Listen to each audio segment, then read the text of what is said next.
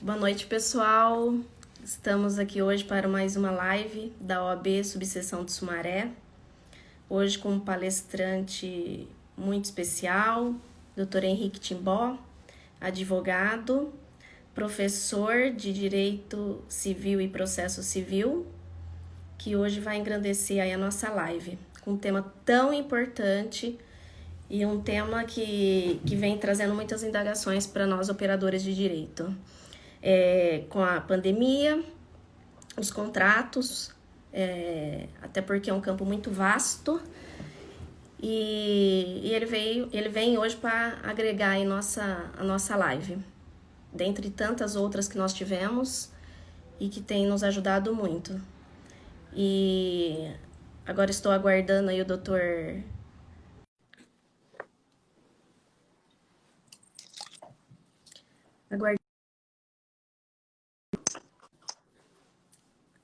Boa noite, doutor Vanderlei. Boa noite, doutora Gislaine Cristina Frias, presidente da nossa Comissão de Eventos e Culturas da OAB Sumaré. Sim, sim. Que alegria, né, estarmos aqui hoje, né? Nós que recebemos muitos elogios dos eventos realizados no ano passado, notadamente do nosso jantar do advogado, estamos Sim. agora nos vendo e fazendo nossos trabalhos todos à distância, não é mesmo? Pois é, quem imaginaria, né? Eu imaginaria. Parabéns pelo brilhante trabalho à frente da comissão, viu, doutora? Obrigada, eu que agradeço a confiança, a carta branca, né, por esses eventos que nós fizemos. E agora com a pandemia, vamos ter que ficar aí, dar uma pausa, né, para talvez o ano que vem voltarmos com tudo, né, doutor Vanderlei? Pois é. Boa noite. Quero agradecer também ao doutor Henrique Timbó. Boa noite a todas as advogadas e todos os advogados. Boa noite à nossa diretoria, diretores da nossa seccional, presidentes de subseções, conselheiros estaduais e demais autoridades. Boa noite aos presidentes de 36 comissões temáticas de Sumaré. Boa noite a todos os nossos convidados. Agradeço a Deus pela vida, pela saúde e pelo trabalho, como não poderia ser diferente, né? Eu estou vendo vários colegas aqui entrar e quero agradecê-los. Alex Galdino, Jaqueline, Natália Salles, Cláudia Doutor Josué Gambernini, Lourenço. minha esposa. Hoje comemoramos 31 anos de casados. Parabéns pelas Doutora bodas. Carline. Obrigado. Doutora Paula Arruda, Mônica Ricato, Ana Paula, Richard Mufato, Josué Lourenço, olha ele aí. Ana Paula Jansen, conseguiu participar. Ela que estava falou assim, não sei se eu vou conseguir participar hoje. Que bom vê-los aqui, viu? Saudações a todos que estão aqui. A Carla Pinheiro, olha aqui. Doutor Evandro. Doutor Evandro, meu amigo de faculdade. Doutor Paulo Roberto. Doutora Mônica, o Valmir Rizioli.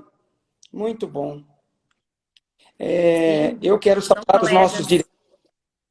Eu quero saudar nossos diretores, doutor Maurílio Barro, nosso vice-presidente, doutora Tamires, nossa secretária-geral, doutora Eliana Regina Cordeiro Bastidas, nossa secretária adjunta, doutor Paulo Roberto, nosso tesoureiro. Tá? Eu quero dar boas-vindas, sejam todos bem-vindos à nossa live. E aproveito para registrar meus cumprimentos e agradecimentos a todos os colegas advogados, estagiários, estudantes de direito que nos assistem, amigos, parentes que participam das nossas lives. Doutora Karina, acabou de entrar.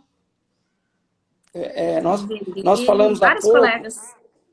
Muitos colegas, muito bom vê-los.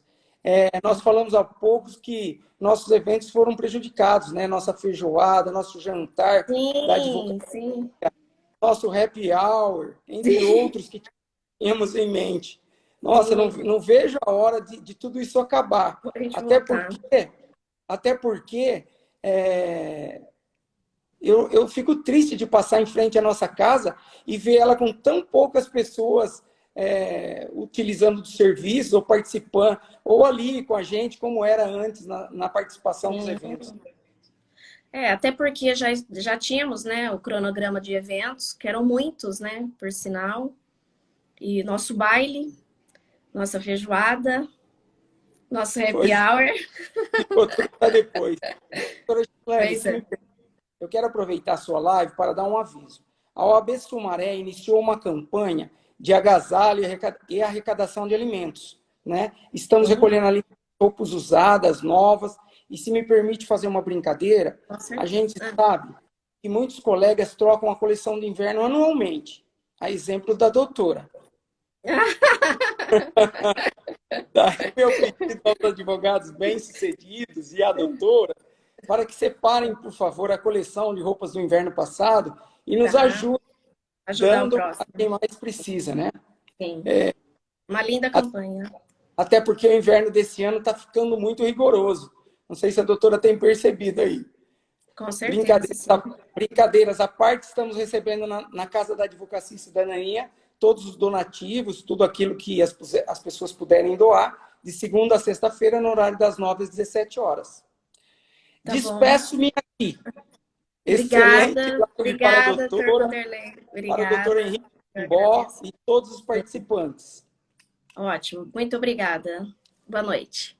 Boa noite.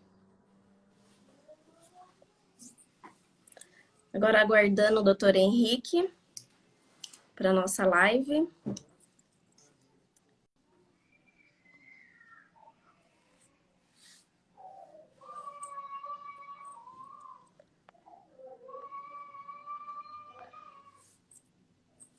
Vamos aguardá-lo, até porque por conta da internet é complicado. Está ao vivo.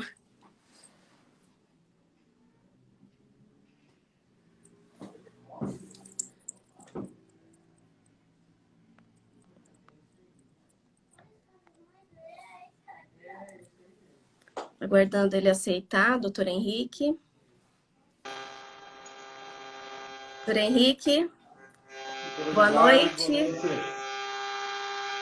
Estamos tão distantes, né, doutor Henrique? Diametralmente opostos, mas unidos nesse ideal de superarmos esse momento que nos aflige e no ideal de levar informação para todos. Sim, a gente agradece a participação do doutor, que veio para enaltecer aí a nossa mais uma live da OAB de Subseção Sumaré, com um tema tão importante, um tema que tem trazido tantas perguntas nesse cenário que estamos vivenciando, né, doutor? Até porque contratos é um tema assim muito abrangente. Lógico que vamos limitar até trazer para os problemas diários, do dia a dia que a gente tem enfrentado. Então, hoje o doutor vai poder discorrer esse bate-papo descontraído e tirar aí algumas dúvidas do pessoal.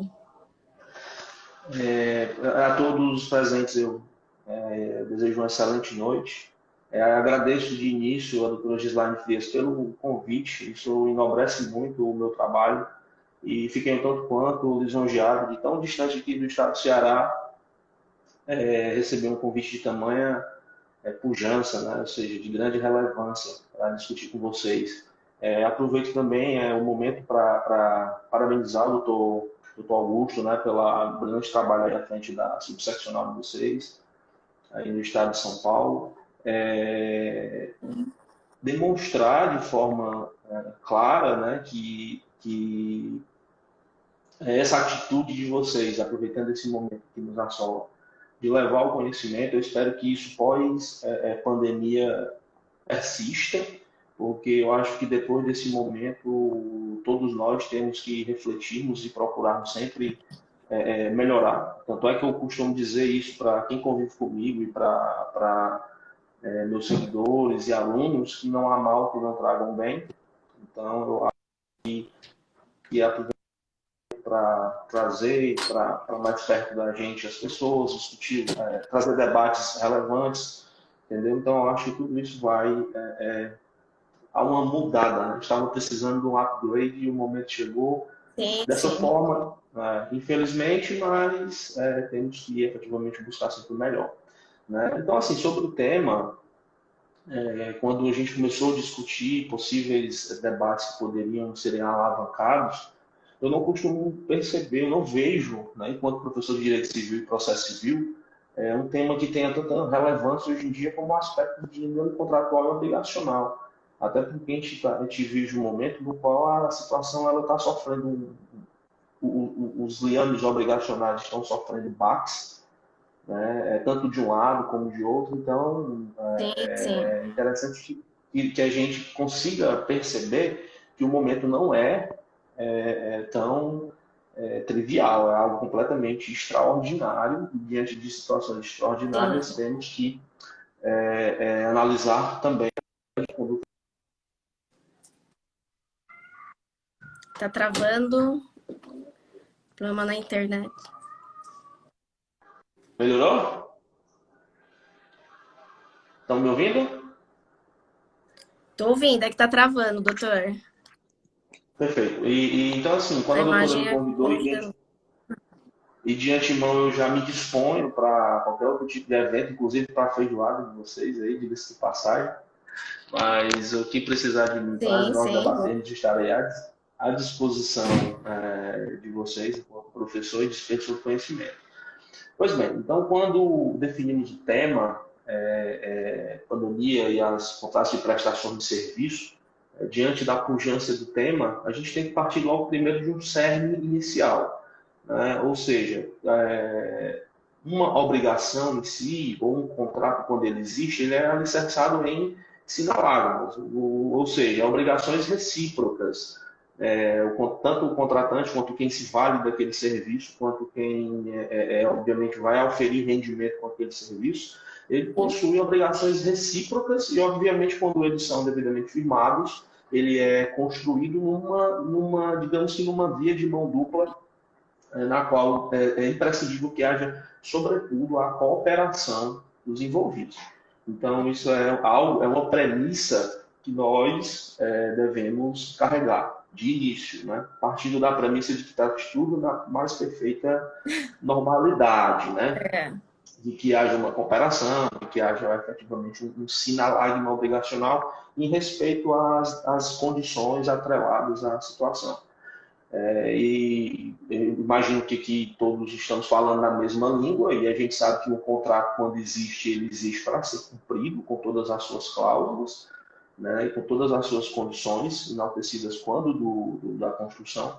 Mas é interessante que se frise que o próprio Código Civil, não estou falando nem do aspecto jurisprudencial, ou então no que se refere à jurisprudência em si, mas o próprio Código Civil ele deixa claro que, diante de situações completamente imprevisíveis, ou diante de situações obviamente supervenientes, imprevisíveis, como eu acabei de falar, é plenamente possível que um contrato ou uma obrigação no sentido genérico ela seja devidamente revisada e readequada, no sentido de que se reequilibre esse nexo cooperacional que eu disse no início, tão logo que eu comecei a falar, certo? Então, assim, um momento como esse, o que nós vivemos agora, é um claro exemplo disso. Ou seja, há um ano atrás, se você partir da premissa de uma pessoa, imagina que nós cheguemos no momento de falar em determinadas espécies de contratos, que a determinado contratante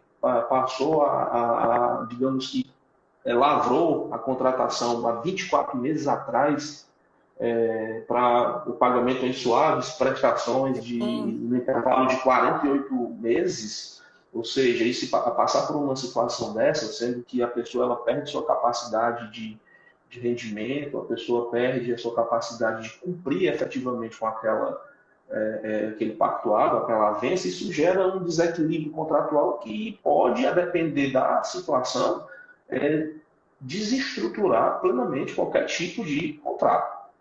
Então, assim, diante de situações supervenientes como essa, a situação que nos mete agora, é plenamente possível que uma obrigação ela seja devidamente realizada, sempre em busca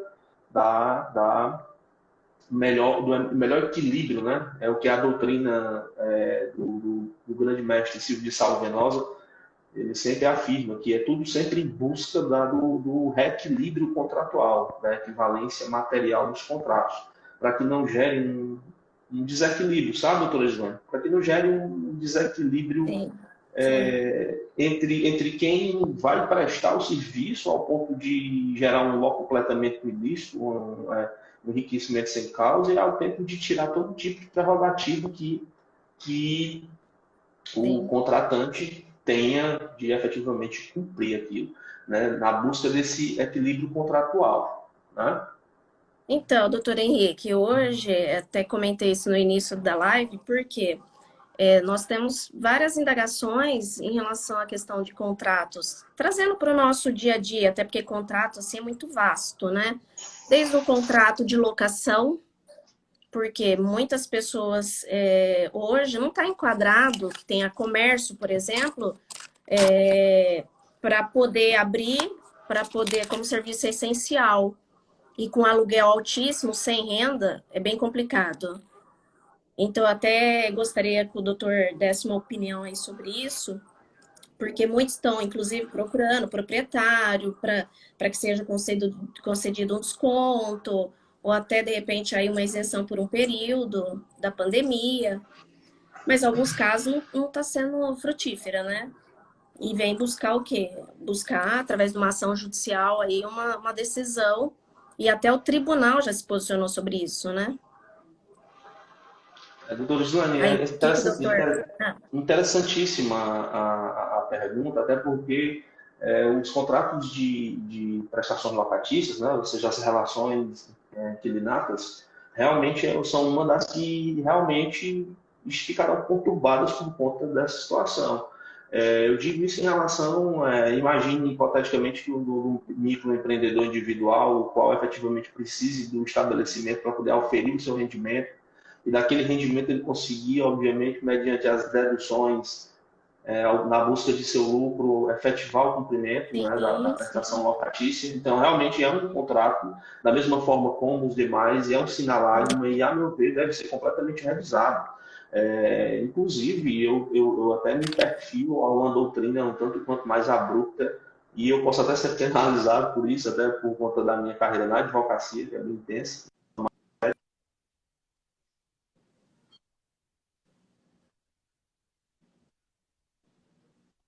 É que tá travando.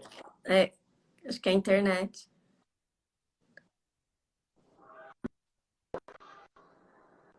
Estão me ouvindo?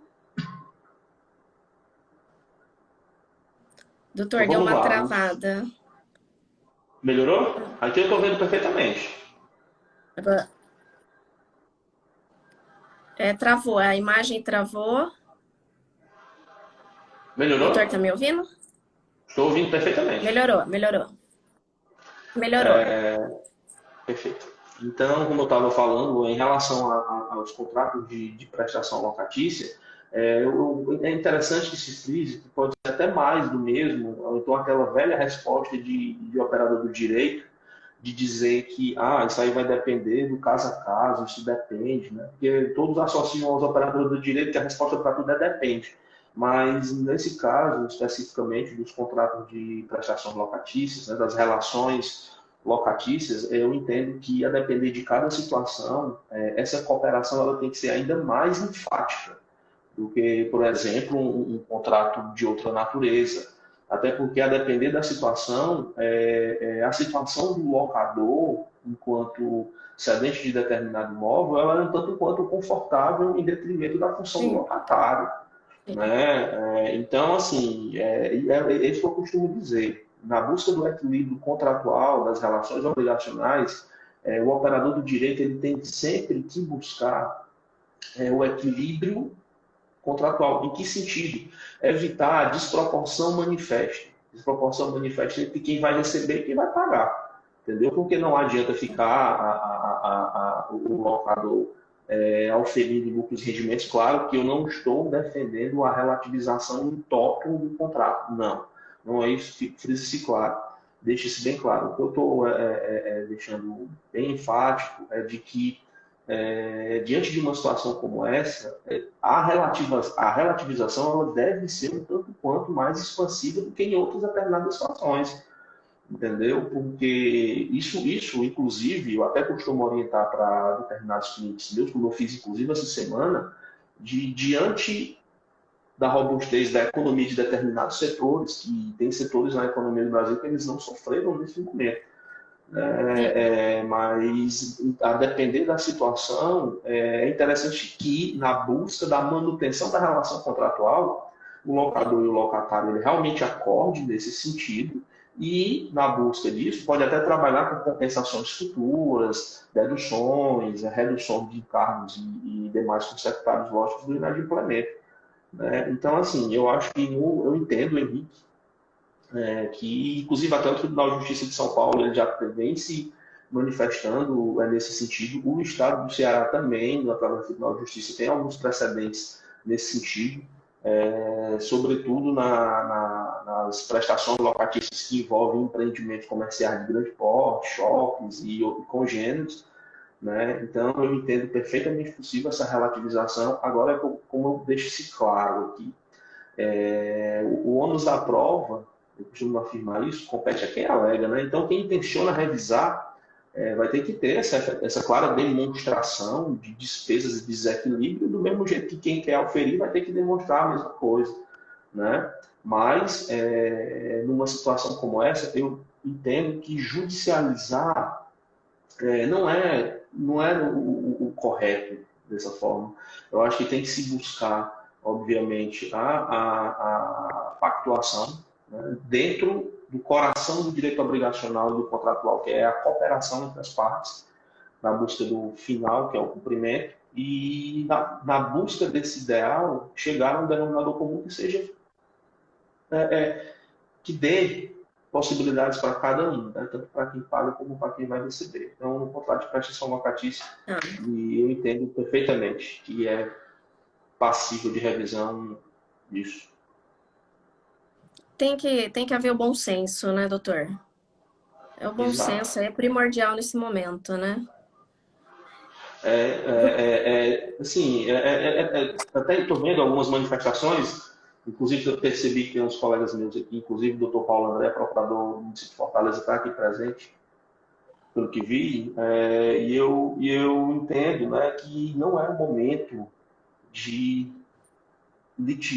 apresentar litígio, não é o Sim, momento de sim, judicializar. Entendeu? A gente está sofrendo uma forte tendência de desjudicialização, entendeu? Inclusive o novo Código de Processo Civil, através do sistema de multiportas, ele nos dá a possibilidade de resolver situações que antes só seriam solucionadas através de submissão ao judiciário, através de formas pacíficas e suasórias. Então, eu acho que não é o momento, né? Não é o momento para discutirmos esse litígio, e sim busca sim. cooperacional.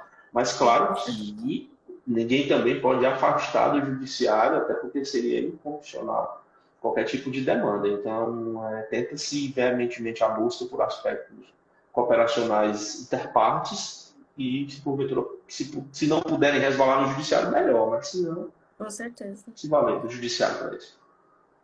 Obrigada. Doutor Henrique, uma outra situação assim, que eu tenho visto muito é sobre contrato com agência de viagens.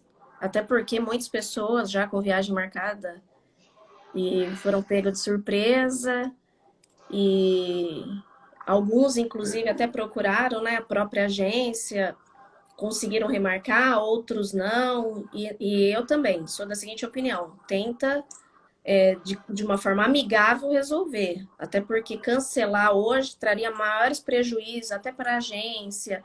E eu acho que ninguém quer isso, né? Porque o impacto todo mundo está sofrendo e pós-pandemia também não sabemos quais os reflexos disso. Mas qual que é a opinião do doutor em relação a isso também? Seria nessa linha de tentar resolver? Doutor Gislaine, assim,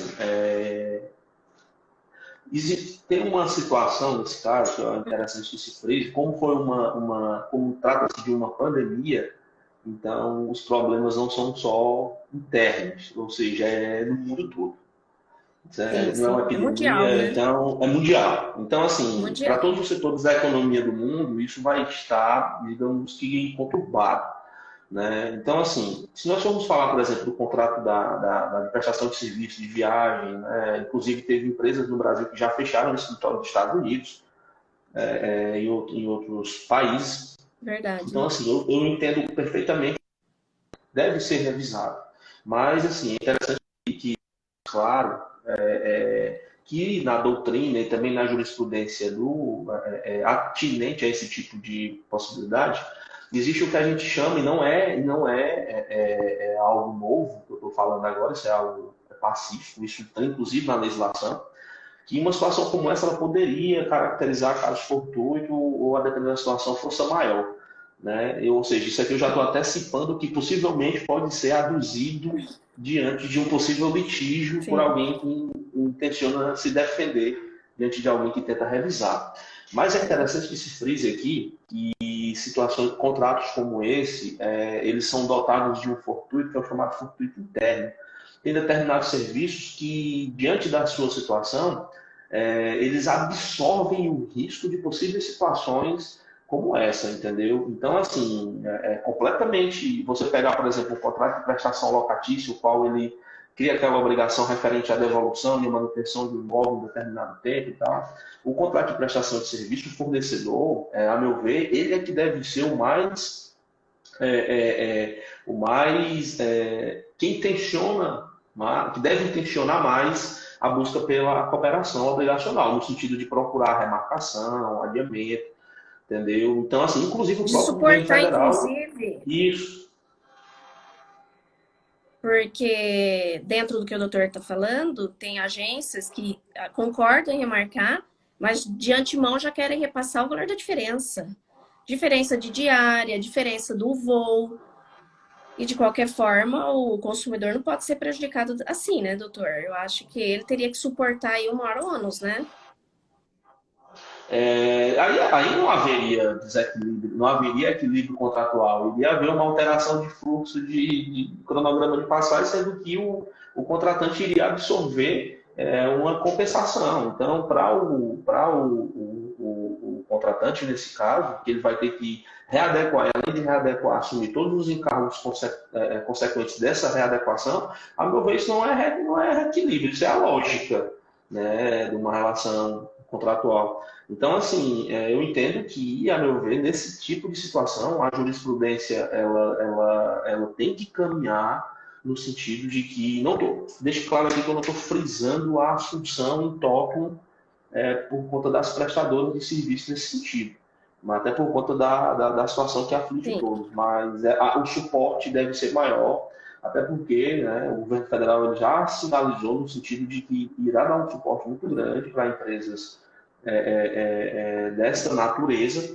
Então, eu entendo plenamente que nos contratos de prestação de serviços voltados a viagens e congêneres, entendeu? A busca deve ser, a formação do precedente deve ser na busca de readequações, entendeu? Realocações, até porque se quem faz pesquisas, quem analisa as relações contratuais, há um declínio muito grande no preço por conta da baixa da oferta, entendeu? Então, você direcionar aquilo, essa readequação, para fazer com que o consumidor, que também já está sofrendo com isso, né? Até porque essa situação ela já não é um tanto quanto de direito civil, mas ela é, Sim, digamos, de caráter sim. especial. Então, eu entendo que nesse caso a situação ela implica numa passividade maior por parte do prestador. Tá ótimo. Doutor Henrique, uma outra situação, contrato de transporte escolar. Até porque, como sabemos, inclusive aí no meio, entre nós advogadas, com filhos, outros com estudantes, Campinas, faculdade, americana, tendo uma dificuldade, tendo aí um problema junto à van, desde rescisão do contrato, até porque não está sendo feito esse fornecimento, e em alguns casos, inclusive, já com decisão em primeira instância, é de repartir o prejuízo. Qual que é a opinião aí do doutor sobre essa pergunta? Assim, nesse tipo de situação, voltando nesse tipo de modalidade contratual,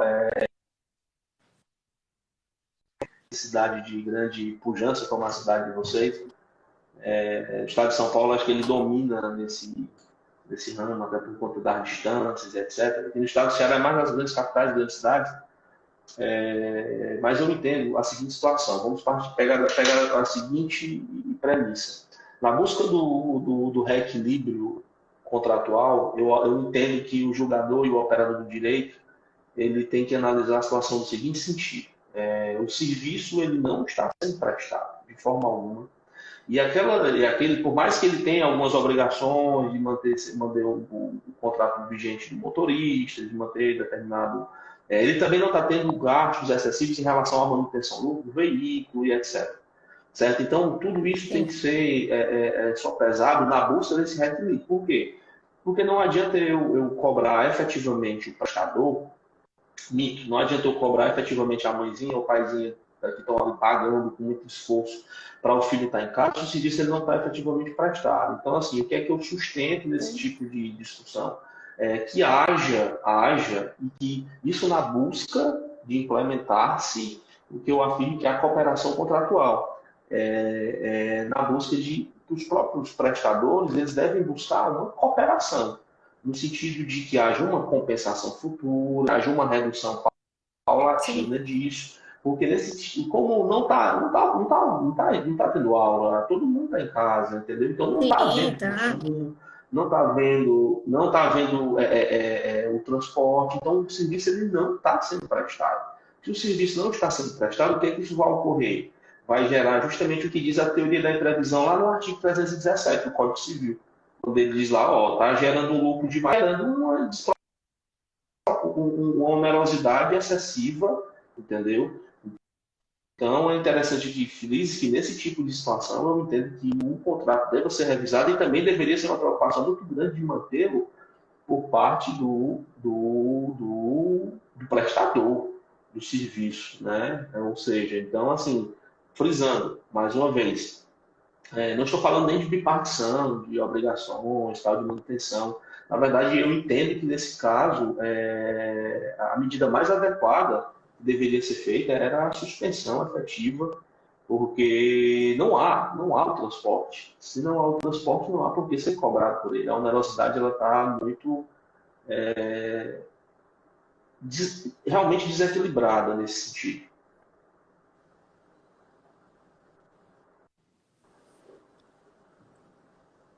Doutor Henrique, tá ouvindo? Doutor Henrique, Estou ouvindo, sim, tá perfeitamente. ouvindo? Ah, tá ótimo. Inclusive, Perfeito. tem algumas perguntas aqui. É que nós vamos entrar agora para falar sobre contrato de serviços educacionais. E a pergunta, inclusive, deixa eu achar aqui de um advogado, que ele pergunta que tem faculdades que não estão concedendo nenhum tipo de desconto. Como fica nesse caso? Eu acho que, inclusive, esse é o tipo de contrato assim que ultimamente tem tido mais indagações, né? Porque cada escola, principalmente eu vejo aqui na cidade, algumas escolas têm concedido um desconto que gira em torno de É, 10%. Doutor, tá me ouvindo? Tá me ouvindo? Estou ouvindo, sim, pode continuar. É que tá vindo a informação aqui que a imagem tá travando.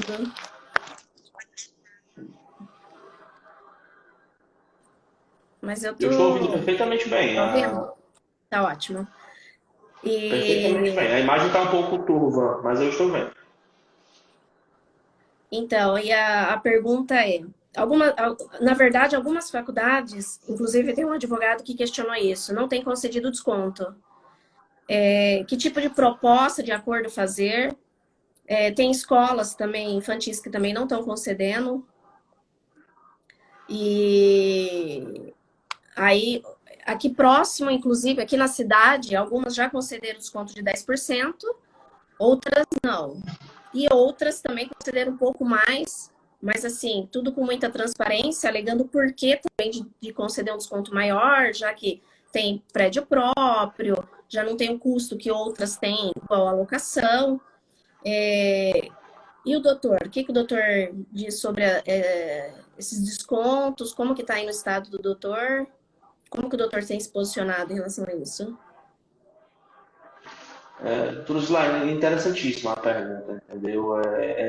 Sempre né, em discussões como essa, quando se aborda esse tipo de temáticas, o que vai sempre ter maior relevância são as discussões atinentes à prestação de serviços contínuos, né? Então, a prestação de serviços educacionais realmente é algo que necessita ser efetivamente analisado, entendeu? E, a meu ver, até porque ninguém se furta desse tipo de contratação. Né? Então, assim, aqui no Estado, vou dar um exemplo aqui no Estado do Ceará para depois adentrar especificamente Sim. no sentido genérico e até, de certa forma, alcançar o estado de vocês. Né? E o estado de vocês como a fonte do pensamento jurídico em N pontos, principalmente em direito civil, não vai se furtar e se manifestar disso no momento adequado. Então, assim, aqui Sim. no estado do Ceará, inclusive, foi até determinado patamares e reduções a cada prestação de serviço, ou seja, prestação de serviço educacional, ensino presencial, ensino à distância e tal. Né? Então, assim, o Estado, ele já, de certa forma, já se moveu e as instituições elas estão partindo para essa análise. Né? Inclusive, a própria instituição que eu leciono, ela de forma muito íntegra, realmente já partiu para a busca da cooperação, entendeu? No sentido de buscar adequação. Mas entenda, se você pegar como parâmetro o contrato de prestação de serviços educacionais e pegar, por exemplo, o que nós por último falamos, que foi o de transporte escolar, você percebe que há uma discrepância muito grande em que ponto? No primeiro, que a gente acabou de falar, não há nenhum tipo de prestação de serviço, o serviço está parado.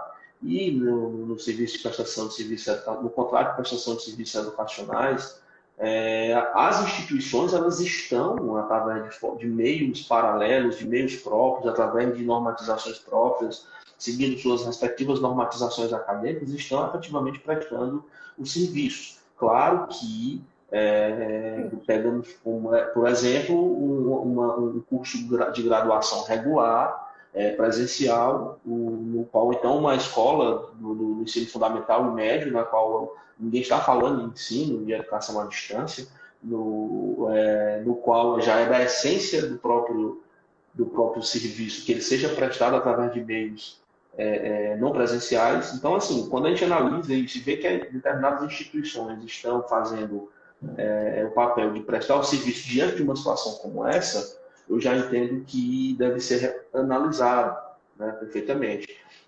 Mas é interessante que deixemos claro aqui que a revisão é a medida que se impõe, certo? Porque quer queira, quer não, há um desequilíbrio. Se o serviço é presencial, deve ser prestado de forma presencial e não estão, você tem que perceber que não está havendo custo com manutenção a própria manutenção do prédio, entendeu? Não está havendo determinados custos, apesar de que existam, né, custos laborais, custos profissionais, entendeu? Todas essas consequências lógicas da manutenção do empreendimento.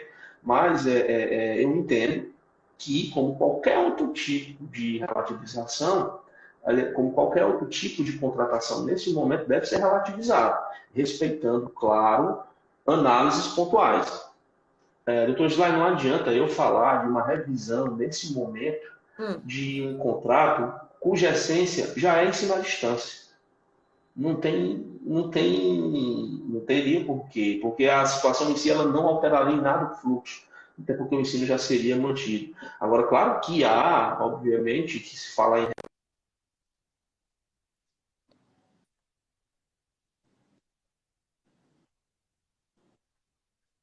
redução, certo? Então, se há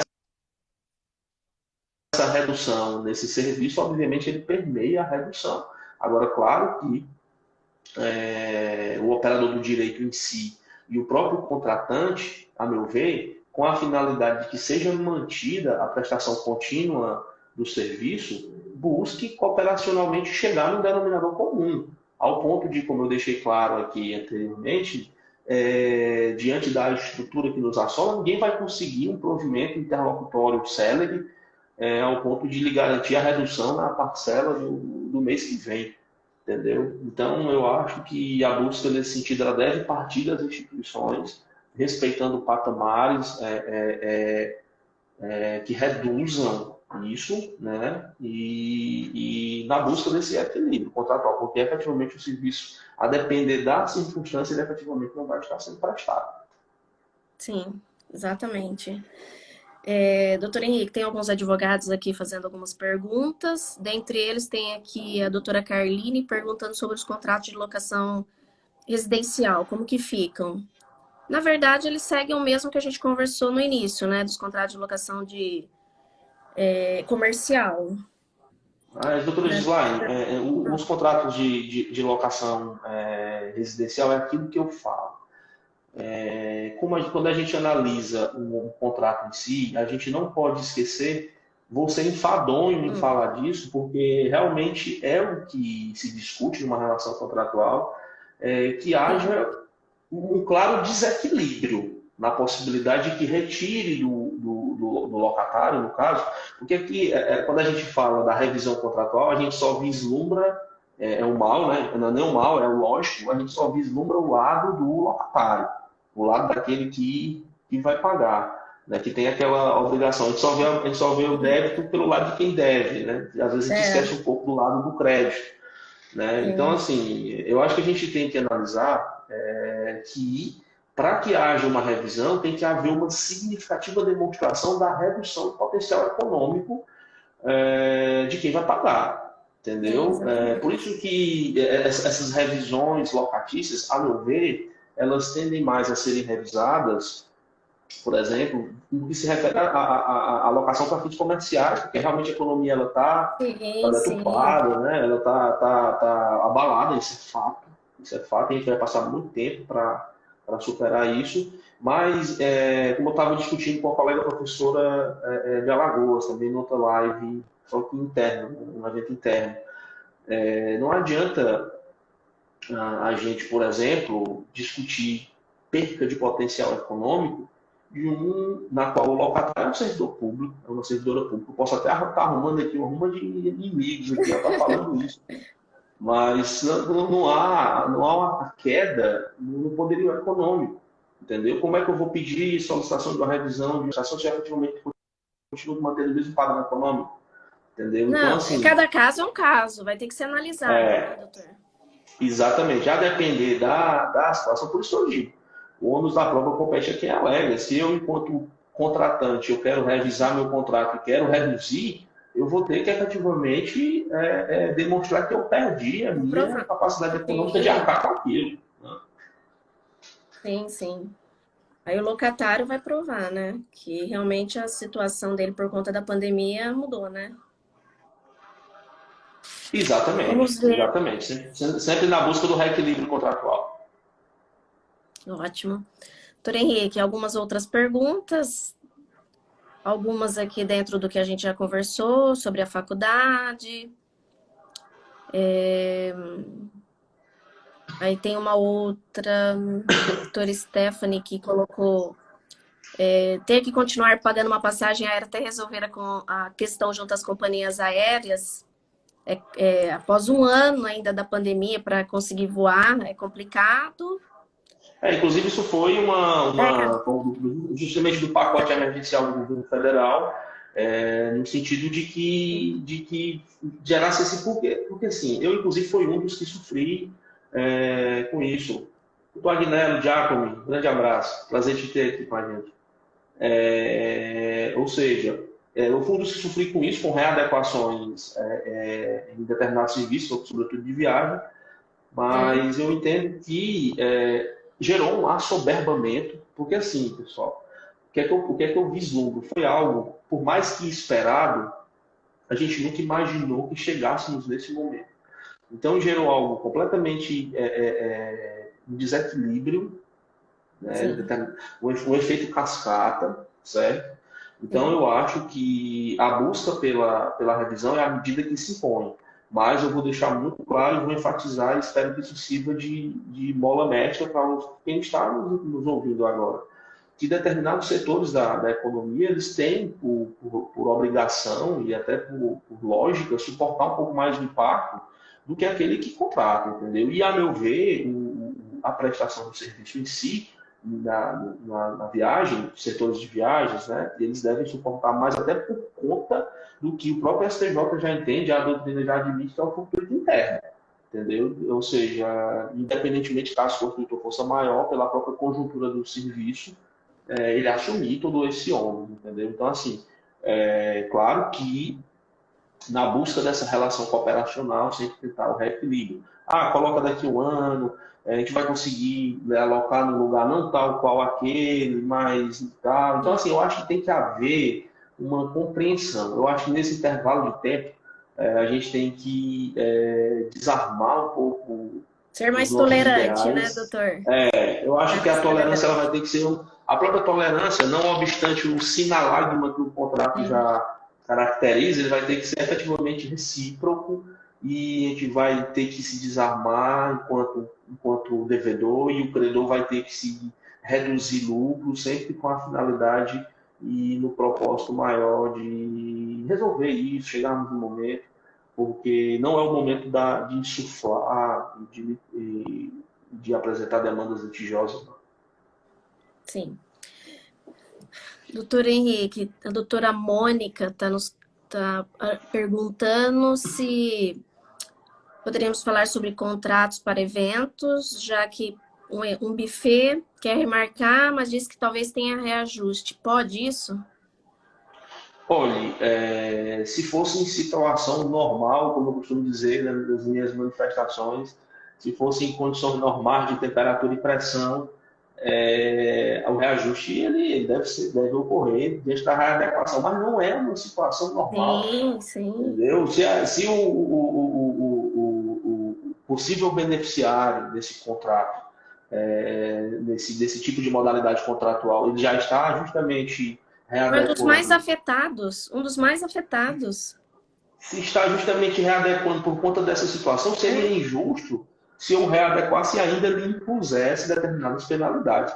Entendeu? Então, eu entendo que situações como essa, porque não tem um evento, estamos vivendo um isolamento social pujante, vivemos aí à beira do lockdown, o estado de vocês está completamente travado, o estado do Ceará também, como segundo foco aqui dentro do país, também está do mesmo jeito.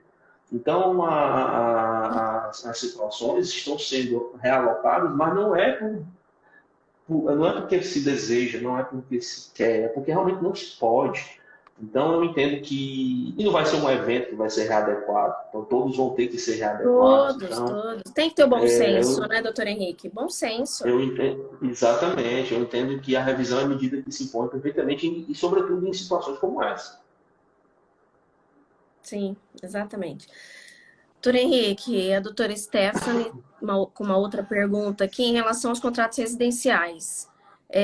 Sobre a Uhum. questão do despejo durante a pandemia, que é a principal dúvida hoje dos locatários. Como que fica essa questão?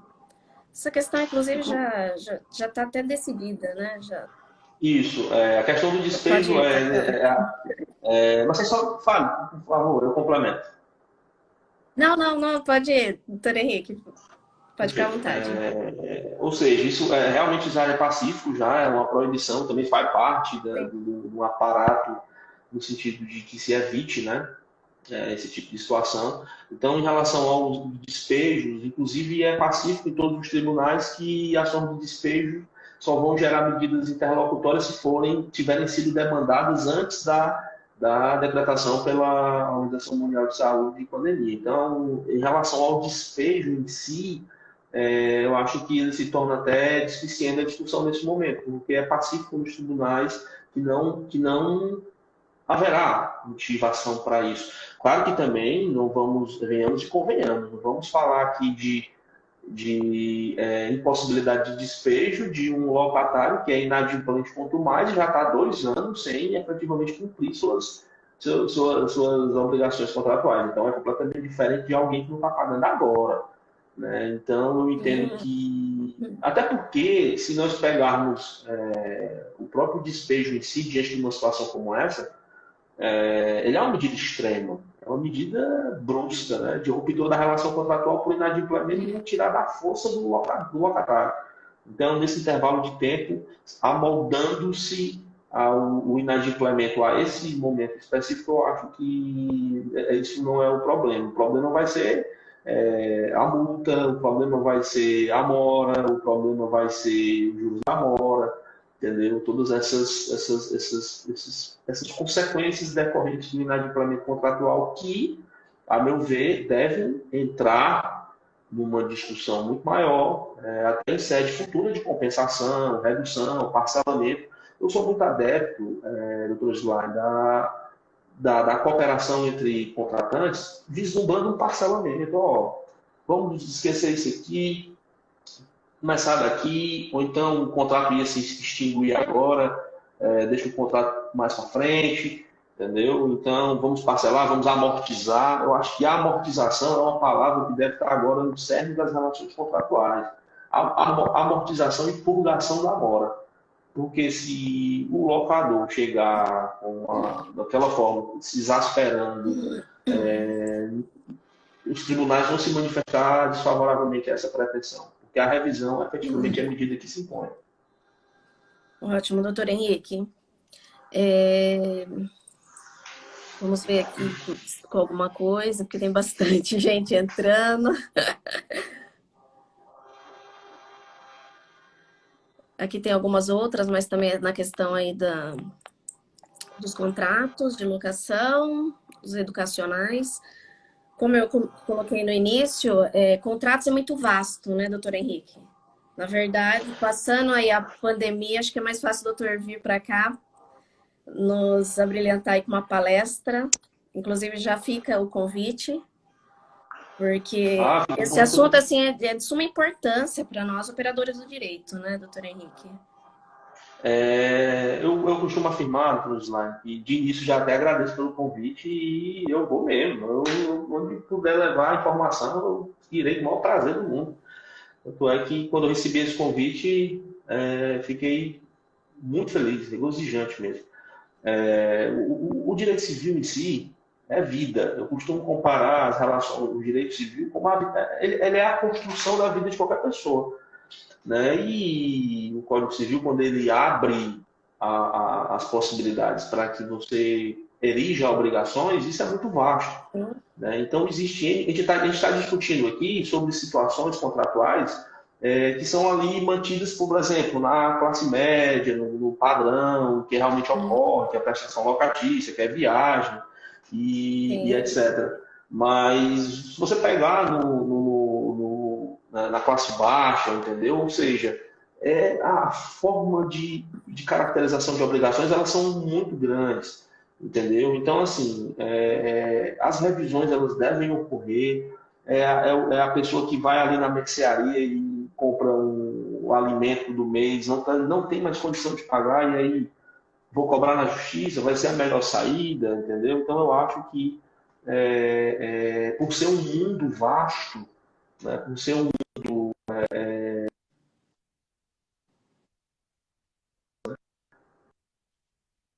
Sim. a revisão, aberta à pacificação, aberta, mais uma vez, ao binômio a amortização, purgação, na busca da cooperação, entendeu? Então, eu acho que devemos buscar isso, mirar isso. Eu, enquanto operador do direito, eu, enquanto professor, enquanto advogado processualista, eu afirmo isso veementemente, que o operador do direito em si ele não deve vislumbrar apenas o contrato no sentido finalístico, cumpriu ou não. Não é mais assim. Tanto é que eu não sei se abordei nesse momento, mas já é pacífico na jurisprudência a inserção de uma teoria chamada teoria do adimplemento substancial, só para você ter noção.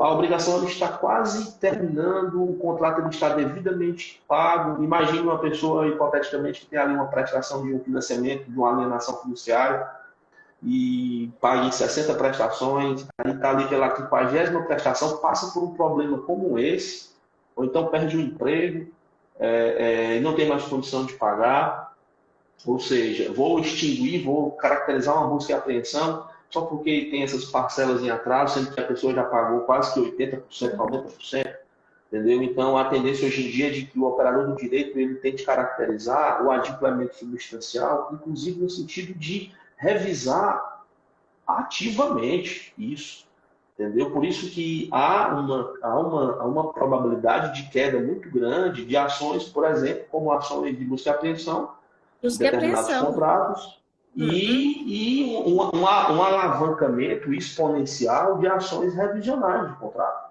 Então, em uma situação como essa, você pode ter certeza.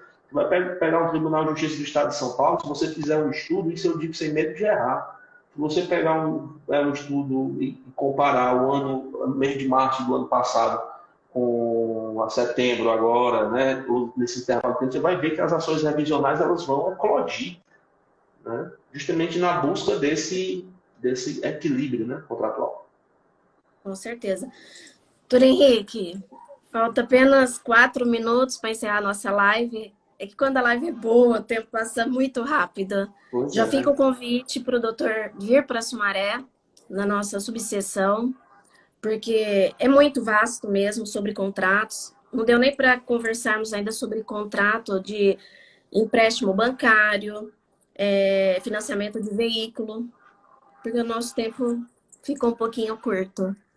Mas eu Pois é. agradeço, em nome da OAB, agradeço o doutor Vanderlei e agradeço os advogados presentes, doutor Josué, doutor Hel, doutora Daniela, doutora Cá, doutora Cláudia, doutora Neuza, Fernanda, Richard, enfim, é muita gente, não dá para... Mas fica o convite para o doutor vir para cá. E foi excelente a live.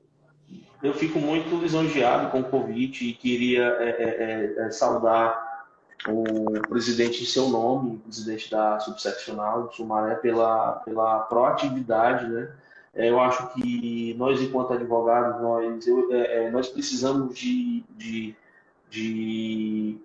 informações coerentes e que sejam sempre ofertadas, ou seja, a gente precisa estar sempre se reciclando, certo? E a partir do momento que a subseccional de vocês, através da doutora, através do seu representante, seu presidente, toma essa iniciativa, aproveitando o momento, isso deve ser enobrecido e, de certa forma, espalhado para demais subseccionais, certo? Inclusive, já darei essas dicas para determinados colegas que não utilizem isso como hábito, né, de reciclar e, ao mesmo tempo que enobrecido com o convite, demonstro a minha disponibilidade sempre que precisarem, sem nenhum tipo de formalidade.